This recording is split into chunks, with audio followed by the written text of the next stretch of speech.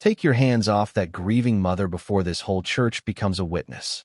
The words came too late, because Officer Mark Reynolds had already stepped into the aisle like the funeral belonged to him. Rain clung to his white patrol shirt, darkened the shoulders of his jacket, and left small wet marks across the red carpet as he walked past the rows of silent mourners. The choir had been singing softly a moment before, their voices floating beneath the stained glass windows, but one look at the badge on Reynolds's chest made every note collapse into silence. At the front of the church, Evelyn Carter stood beside her son's casket with one black-gloved hand resting near the folded American flag. She had not slept more than 2 hours in 3 days. Her eyes were swollen, her lips dry, her back straight only because grief had left her no softer shape to fall into. The photograph of Marcus Carter sat on a wooden easel beside white lilies, showing him in his firefighter dress uniform, smiling like he still believed the world could be repaired if enough good people stayed brave. Reynolds did not remove his hat. He did not lower his voice. He stopped 3 feet from Evelyn and said, "Mrs. Carter, you need to come with us." A murmur moved through the church, low and frightened. Reverend Samuel Brooks took one careful step away from the pulpit. "Officer, this is a funeral," he said. "Whatever this is, it can wait until the family has said goodbye." Reynolds barely looked at him. "This is police business." Evelyn turned her head slowly. She looked at the 2 younger officers standing behind Reynolds, then at the families in the pews, then back at the casket. "My son is being buried today," she said, her voice quiet enough that people leaned forward to hear it. "Can I have 5 minutes?" Reynolds's jaw tightened, not from doubt, but from the irritation of a man who hated being asked to be human. "Your son died running from the truth," he said. The words landed harder than a shout. Somewhere in the second row, a woman gasped. Evelyn's fingers pressed gently against the polished wood, not grabbing, not shaking, just holding on to the last solid thing left in her world. Then she faced Reynolds fully. "No, officer," she whispered. "My son died carrying it." For the first time, Reynolds blinked. Only once. Then his face closed again. He reached for the handcuffs at his belt, the small metallic sound cutting through the church like a key turning in a locked door. "You are being detained for obstruction related to an active investigation," he said. Evelyn did not step back. She did not plead. She only lifted her wrists slowly, as if showing the room that dignity could survive even this. The cuffs closed around her gloves with a sharp click, and the sound seemed to make the lilies tremble. Reverend Brooks said her name under his breath. An elderly man removed his glasses and covered his eyes. Near the back doors, phones had begun to rise, tiny black mirrors catching the moment. Reynolds leaned close enough for only Evelyn to hear. "People like you always think grief makes you untouchable." Evelyn looked past him, toward Marcus's photograph, toward the son who had called her 2 nights before his death, and said, "Mom, if anything happens, don't let them bury the truth with me." Her breath came slow. One breath in, one breath out. "No," she said softly. "I think the law still matters, even when the wrong man is wearing it." Outside, thunder rolled low over the church roof. Inside, no one moved. Then, from beneath the pulpit, hidden behind a worn leather Bible and a vase of white flowers, a small blue flash drive waited where Marcus had told Reverend Brooks to place it if his mother ever arrived in black. The church held its breath around Evelyn Carter, but inside her mind, the room had already fallen away.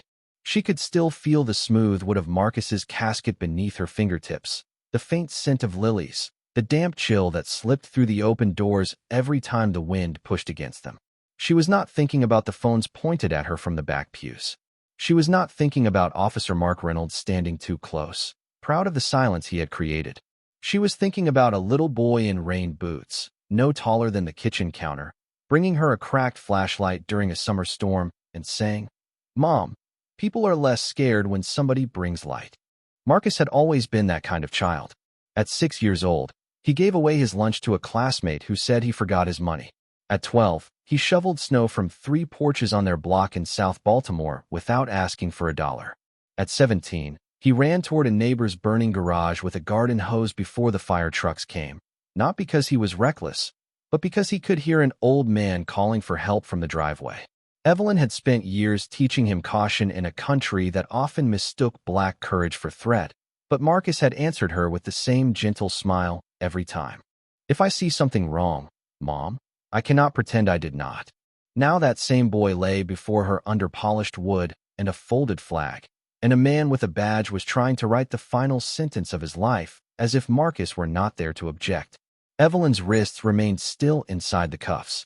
She knew exactly how much movement could be misread. She knew how quickly grief could be turned into suspicion when it wore black skin.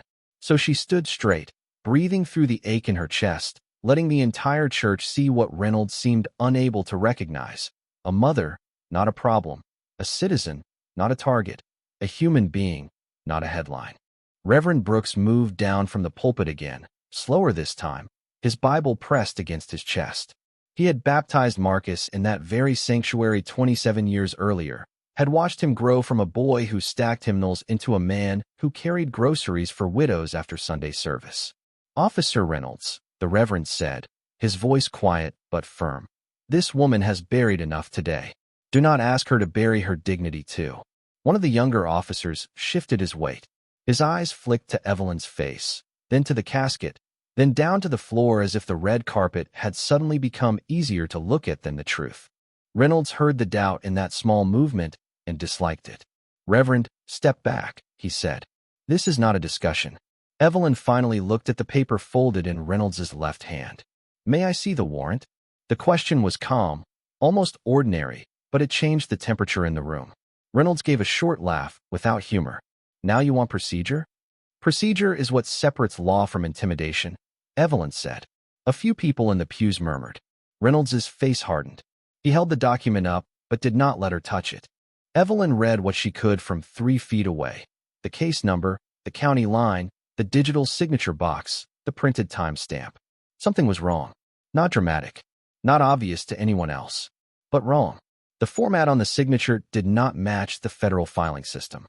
The authorization language was too broad. The timestamp showed approval 6 minutes before the request was entered. Evelyn felt a cold line of clarity move through her grief. This was not a mistake made in haste. This was a paper shield built by someone who believed no one in this church would know how thin it was. Reynolds lowered the document before she could finish reading. "Satisfied?" he asked. Evelyn looked at him, and for the first time since he entered, there was something in her eyes that was not sorrow. "No," she said, "but I understand why you came here in public." Reynolds leaned in slightly. "Careful." Evelyn did not flinch. "You needed a scene loud enough to make fear look like guilt." The church went still again, deeper than before. Rain tapped against the stained glass in uneven bursts, blue and gold light trembling over Marcus's photograph. Behind the pulpit, the blue flash drive remained hidden, small as a breath, heavy as a verdict. Reynolds had learned early that a uniform could change the way a room breathed. People lowered their voices around it. They moved aside for it. They apologized even when they had done nothing wrong. In most places, that was enough for him. He did not need to raise his voice when the badge spoke first. But standing in that church, with rain trembling against the stained glass and 200 mourners watching him like a mistake unfolding in slow motion, he felt something he had not expected. Resistance. Not loud resistance. Not the kind he could write into a report and make ugly with the right words. This was quieter and harder to control. It was in Reverend Brooks's steady eyes. It was in the elderly women clutching tissues in the front row. It was in the young officer behind him who kept staring at Evelyn Carter's cuffed hands, as if each second made the scene look less official and more wrong. Reynolds hated that feeling. He had chosen the funeral because grief made people tired. He had chosen the middle of the service because confusion moved faster than questions. He had walked in under color of law, under the clean shine of authority, expecting Evelyn to fold beneath the weight of sorrow and public shame. But she had not folded. She stood beside her son's casket with her shoulders square and her chin lifted, and somehow that made Reynolds feel smaller than if she had shouted. "Move," he told her, turning slightly toward the aisle. "We are leaving." Evelyn looked once more at Marcus's photograph. The picture had been taken outside a firehouse in West Baltimore, sunlight bright on his face, one hand resting on the shoulder of a little girl he had pulled from a smoke-filled apartment the year before. The child had survived because Marcus had gone back through the hallway after everyone told him to wait. Evelyn remembered arriving at the hospital that night and seeing ash on his collar, tears in his eyes, and that same stubborn sentence on his lips. She was still inside Mom. Now Reynolds wanted the room to believe Marcus had been running from truth. The cruelty of it sat on Evelyn's chest like stone, but she refused to let it bend her voice. "Officer Reynolds," she said, "before you remove me from my son's service, I am asking again for the legal basis." Reynolds turned back slowly. A faint red color rose above his collar. "You do not get to question me. Every citizen gets to question power," Evelyn replied. "That is the point of a free country." A whisper moved through the pews. Someone near the back said, "Amen," so softly it sounded like a breath. Reynolds's hand tightened around the folded paper.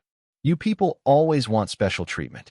The words changed the room, not because they were shouted, but because they were clear. The young officer behind him looked up fast. Reverend Brooks went still. Evelyn's face did not change, but something behind her eyes sharpened. She had heard versions of those words in courthouse hallways, airport lines, hotel lobbies, traffic stops, school offices, and grocery aisles. Always dressed differently, always carrying the same old weight. She looked at Reynolds, not as a grieving mother anymore, but as someone measuring the full shape of a man who believed contempt was courage. "Special treatment," she repeated softly. "No, I asked for lawful treatment." Reynolds stepped closer, careful not to touch the casket, careful not to appear uncertain. "Your son was connected to an active corruption leak. Evidence disappeared. Witnesses changed their stories. And now his mother is standing here pretending she knows nothing." The accusation rolled through the church like cold air. Evelyn's breath caught only once. Corruption leak. The phrase confirmed what Marcus had feared. 2 nights before his death, his voice on the phone had been low and strained, nearly swallowed by traffic noise. He had told her there were officers moving money through a charity account, hiding payoffs behind community programs meant for kids. He had said he had proof, but he did not trust the precinct. Then the line had gone quiet for 3 seconds, and when he came back, he said the sentence she had carried like a splinter ever since. "If anything happens, Reverend Brooks knows where to look." Evelyn glanced toward the pulpit. Reverend Brooks did not move, but his fingers pressed around his Bible. Reynolds saw the glance. His eyes narrowed. For the first time, suspicion broke through his confidence. "What are you looking at?" he asked. Evelyn turned back to him. "The truth," she said, "and you are standing a few feet from it." Outside, thunder softened into the distance. Inside, beneath the white flowers and the open Bible, the blue flash drive waited in silence, holding the one thing Reynolds had come to bury before Marcus could. Reynolds heard the word truth and smiled, as if it were something small enough to step over. "That is a dangerous thing to say in front of witnesses," he told Evelyn. The cuffs rested around her wrists, dark against her black gloves, but she kept her hands low and still so no one could mistake steadiness for defiance. "No, officer," she said. "What is dangerous is using a funeral to hide a broken warrant." A sharp silence opened down the center aisle. Even the rain seemed to pause against the windows. Reynolds looked at the folded paper in his hand, then back at her. "You read one line from a distance, and now you think you understand a police investigation?" Evelyn's eyes moved to the top corner of the document. "I understand that the authorization time appears before the request time. I understand that the electronic signature block does not match the federal court system. I understand that the language is broad enough to seize a church bulletin and call it evidence. And I understand that if you had a lawful order, you would have let me read it instead of waving it like a prop." The younger officer behind Reynolds swallowed hard. Someone in the pews whispered, "She knows the law." Reynolds snapped his head toward the sound, and the whisper died. But the damage was already done. The room had shifted. A minute earlier, Evelyn had been a grieving mother being taken from her son. Now people were watching Reynolds differently, noticing the paper, noticing his tone, noticing how tightly he gripped control when someone asked for clarity. Reverend Brooks stepped closer to the pulpit, his Bible still against his chest, his body careful and slow. Evelyn caught the movement in the corner of her eye. She knew he was thinking about the blue flash drive beneath the flowers. She knew Marcus had trusted him because Marcus trusted quiet people who did brave things without asking to be praised. Reynolds saw the Reverend move and pointed at him. "Do not touch anything up there." Reverend Brooks stopped, but his gaze did not drop. "This is a house of mourning," he said, "and you are turning it into a stage." Reynolds let out a short breath. No, Reverend. Your church may be part of a crime scene. The words struck the room differently from before. Several mourners stiffened. A woman holding a small child pulled the child closer. Evelyn felt the insult pass through the pews like cold water. Marcus had packed food boxes in that church basement. He had fixed the loose railing outside the side entrance. He had carried Christmas toys up those steps in December and cases of bottled water during the July heat. To call that place a crime scene was not just strategy. It was erasure. Evelyn took one step, not away from Reynolds, but toward the casket. Both young officers tensed, yet she moved only far enough to rest her cuffed hands gently near the folded flag. "My son served this community," she said, each word quiet enough to force the room to listen. "He knew names you never bothered to learn. He noticed children who sat alone. He checked on seniors when the heat index passed 100 degrees. And when he found corruption hiding behind programs meant for those same children, he did what decent people do. He documented it." Reynolds's face changed by a fraction. Not fear yet. Recognition. Evelyn saw it and continued. "That is why you are here, is it not? Not because of obstruction. Not because of public safety. Because Marcus left something behind, and you do not know who has it." The church seemed to shrink around him. Reynolds glanced toward the pulpit again, too quickly. Evelyn had her answer. Reverend Brooks had his answer too. The old preacher lowered his eyes for 1 second, not in surrender, but in prayer. Then a phone rang near the entrance, loud and sudden. One of the younger officers looked down at his screen, his face draining as he read the caller identification. He stepped toward Reynolds and spoke in a low voice that carried anyway. "Sir, it is Captain Whitmore." Reynolds did not take the phone. He stared at Evelyn as if she had somehow reached beyond the church walls without moving an inch. Evelyn's voice softened, almost tired now. "You should answer that." The phone kept ringing. Under the pulpit, beneath white lilies trembling in the draft, Marcus's final evidence waited. And for the first time since Reynolds entered the church, everyone could feel that he was no longer the only one with power in the room. The phone rang a 4th time before Reynolds took it, and the whole church seemed to lean toward the sound. He turned his shoulder away from Evelyn as if a few inches of fabric and posture could make the call private, but his voice had lost the clean edge it carried when he walked in. "Reynolds," he said. He listened. His eyes moved once toward the pulpit, then toward the casket, then back to Evelyn. Whatever Captain Whitmore was saying, it pulled color from his face one shade at a time. The young officer beside him stood very still, holding his own breath like a man who suddenly understood that being present was not the same thing as being right. Reynolds lowered his voice. "Captain, with respect, I have the suspect detained." The word suspect hit Evelyn harder than the cuffs, not because she had never heard it before, but because he said it beside Marcus, beneath the flag, inside a church full of people who had come to remember a life. Her son had been reduced to an allegation. She had been reduced to a body in custody. Grief, service, motherhood, dignity, all flattened into one word that made paperwork easier. Reverend Brooks closed his eyes for a moment, and when he opened them again, they shone with a sadness older than anger. Reynolds listened again, jaw working silently. Then he said, "I understand." But the way he said it made clear that he did not. He ended the call without thanking anyone. For one suspended second, he looked like a man standing on a bridge after hearing the first crack beneath his shoes. Then pride rushed back in to save him from humility. "We are continuing," he announced. "This service is paused until further notice." The room stirred in disbelief. A mother in the 3rd row whispered, "He cannot do that." Reynolds looked at the younger officers. "Clear the first 2 rows. Secure the pulpit. Nobody leaves." The command moved through the sanctuary like a cold draft. People clutched purses, programs, small children, each other. No one wanted trouble. No one wanted to become the next name in someone else's report. Evelyn knew that fear. She had seen it in courtrooms when witnesses looked at uniforms before answering questions. She had seen it in mothers who taught their sons how to keep their hands visible before teaching them how to drive. She had lived long enough to know that fear could become a room's weather. But she also knew weather changed when one person opened a door. "Nobody will move," she said. Her voice was not loud, but it carried farther than Reynolds's order because it did not need force to stand up.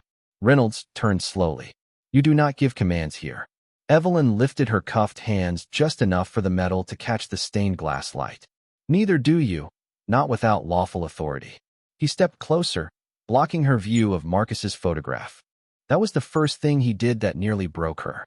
Not the cuffs, not the accusation, not the public shame. The blocking. The way his body came between a mother and the last image of her child. Evelyn's breath caught in her throat, and for a moment the church blurred into colors: white lilies, dark suits, red carpet, gold light, rain gray at the windows. She heard Marcus as a boy again, asking if the truth always won. She had told him then that truth needed witnesses. Now the witnesses were all around her, frightened, silent, waiting. Reynolds lowered his voice so only she could hear. Whatever your son hid, it will not save him now. Evelyn's eyes filled, but her voice stayed steady. He does not need saving from you anymore. The words landed between them with the weight of a closing door. Reynolds looked past her toward the pulpit. Search it. One young officer took a step, then stopped when Reverend Brooks placed his Bible gently on the lectern and stood in front of it. He did not raise his hands. He did not argue. He simply stood there, old shoulders squared beneath his black robe. Officer, he said, before you touch anything in this sanctuary, ask yourself why your captain called to stop you. Reynolds's patience finally cracked into something thin and desperate. Move aside. Reverend Brooks did not. The young officer looked at Reynolds, then at Evelyn, then at the casket. His hand fell away from his belt. Sir, he said quietly, maybe we should wait.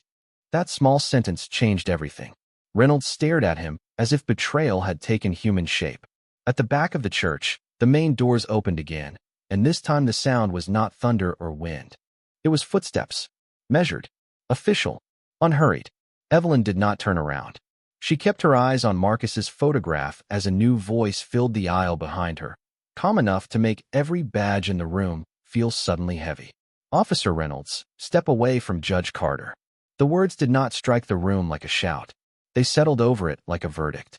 Officer Reynolds turned first, slowly, as if he could delay the meaning by delaying the movement of his own body.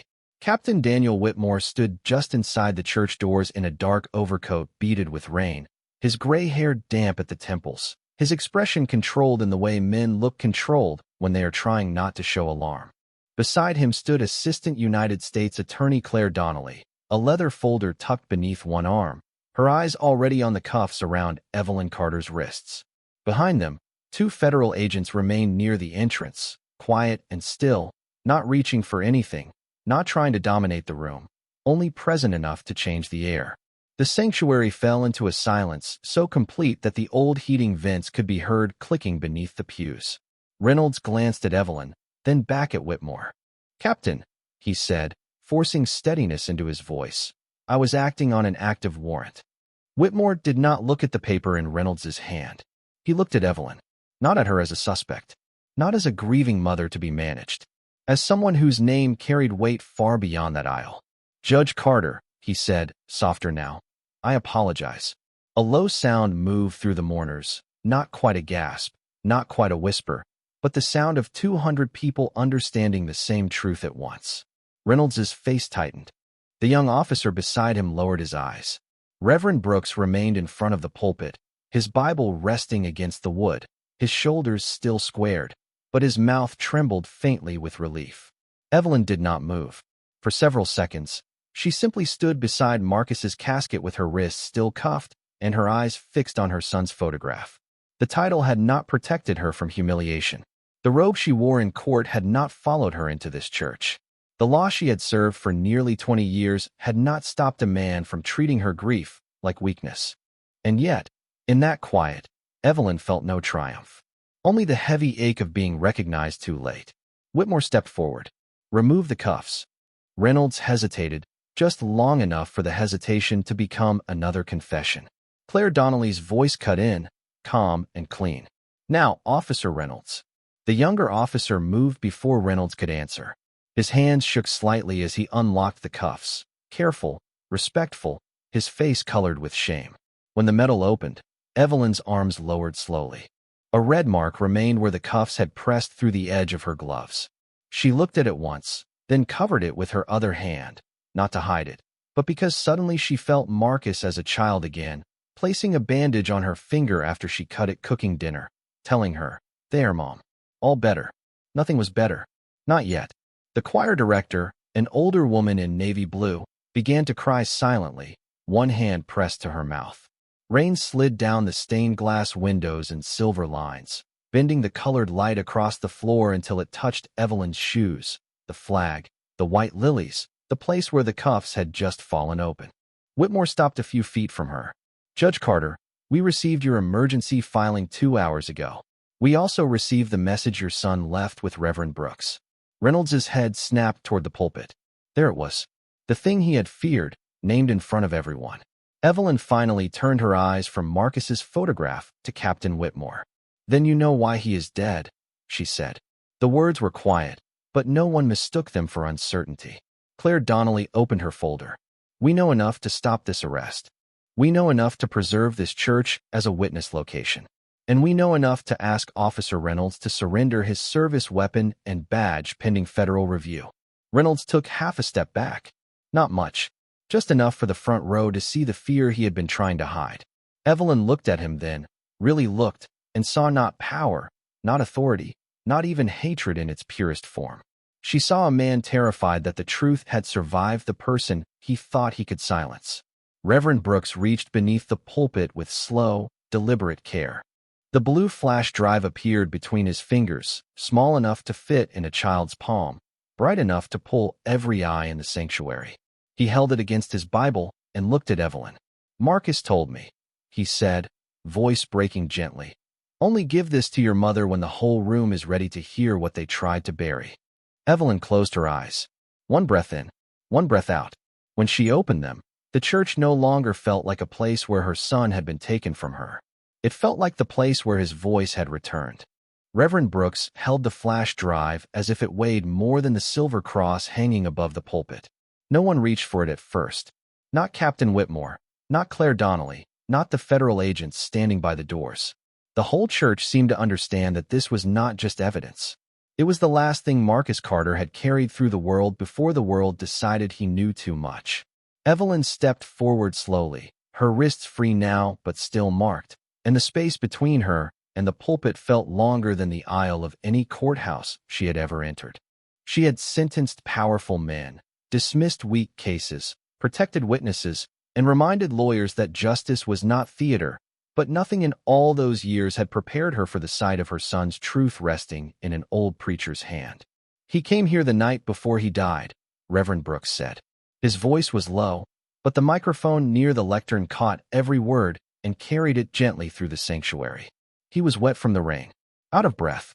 He said there were names on this drive. Dates, payments, body camera gaps, charity accounts that never reached the children they were meant to help. The front rows went still in a different way now, not shocked by authority, but wounded by betrayal. Evelyn looked at Reynolds. His eyes were fixed on the flash drive, and for the first time since he had entered the church, his face had no performance left in it. Captain Whitmore turned toward him. Officer Reynolds, do you understand what is being presented?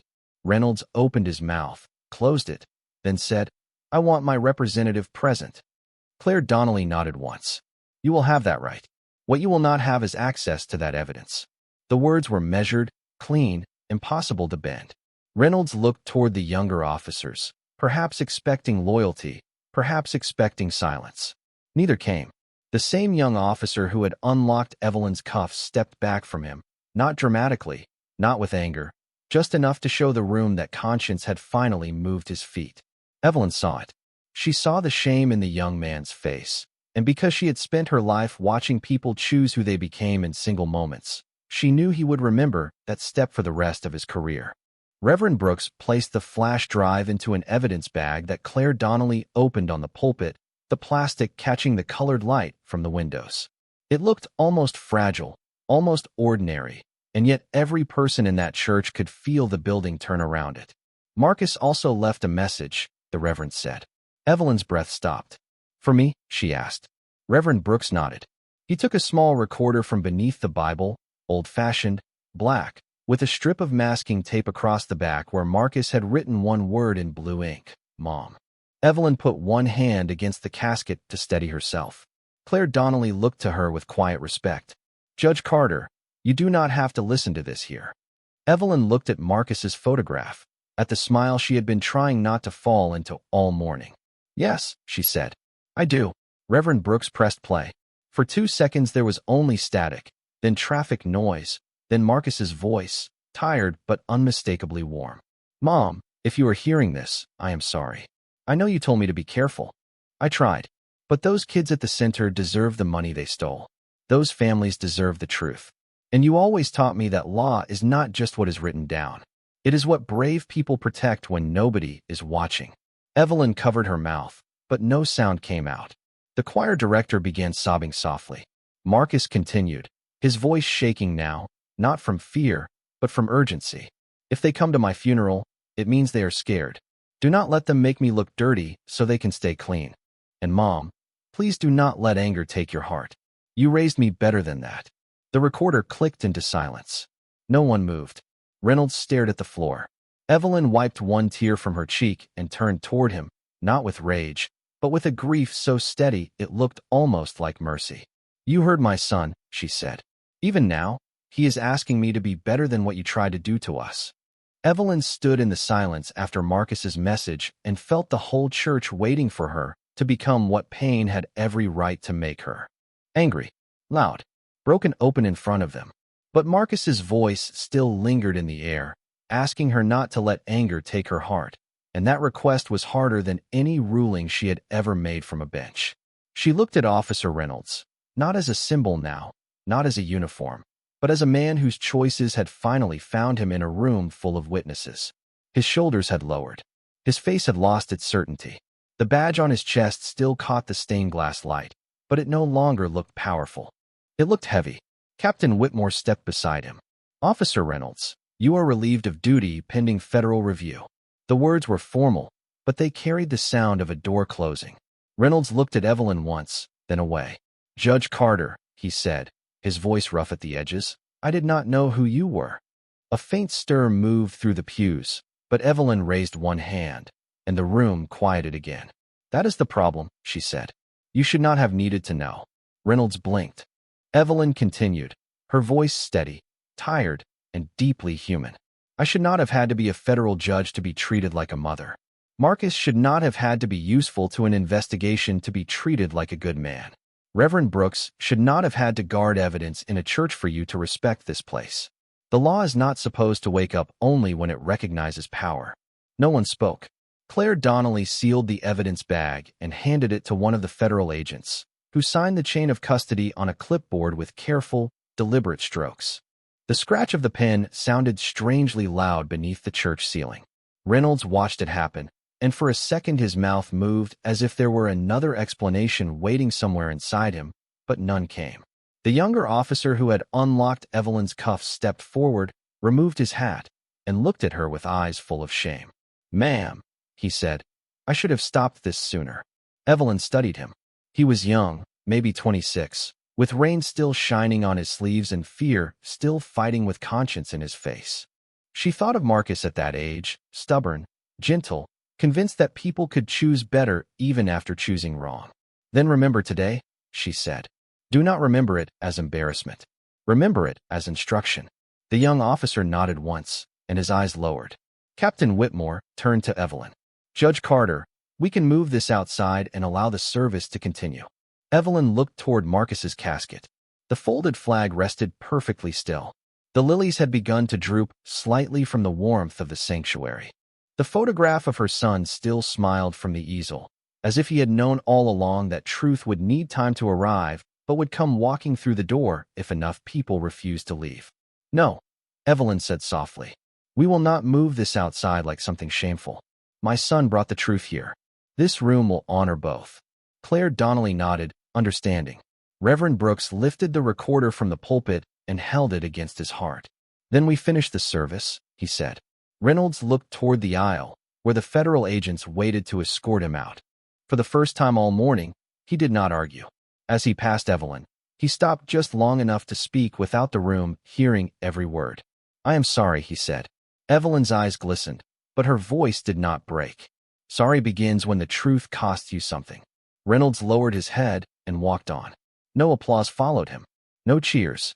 Only the soft sound of rain easing against the windows, and the quiet breathing of people who had just watched a woman choose justice without surrendering her soul. The federal agents led Reynolds out through the center aisle, and nobody in the church said a word. His footsteps faded beneath the low wooden arches, softer with every step, until the heavy front doors opened and the smell of rain returned. For a moment, everyone could see the gray morning outside, the wet stone steps, the line of police vehicles with their lights turned off now, the reporters gathered behind the rope across the sidewalk.